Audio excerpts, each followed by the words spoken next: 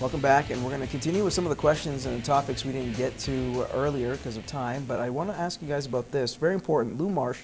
The Lou Marsh Award handed to the top Canadian Athlete of the Year. It went to a Canadian Olympian. A lot of people were thinking Drew Doughty, but no, it was actually bobsledder Kaylee Humphries. Was she the right person to win this award?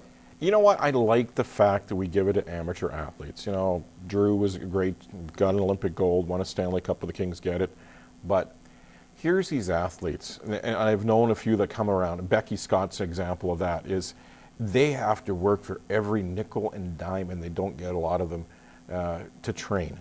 And the thing is, these Olympians are the ones that you'll see at the corner store working.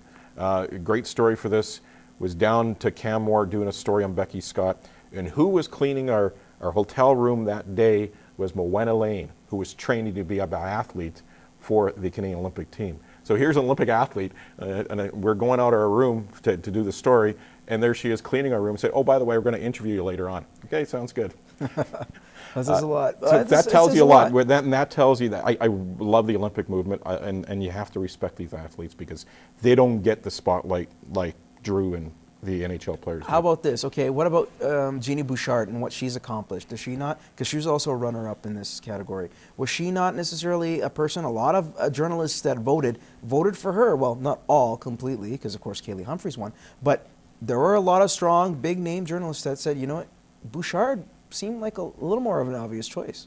Yeah, no, I agree with Kaylee getting it as well, and definitely Jenny, like, she's done so much for Tennis Canada, especially for like males and females. Her and Raonic coming up at the same time, kind of revamping that type thing. And same with Kaylee, like she's done so much for bobsledding all across Canada.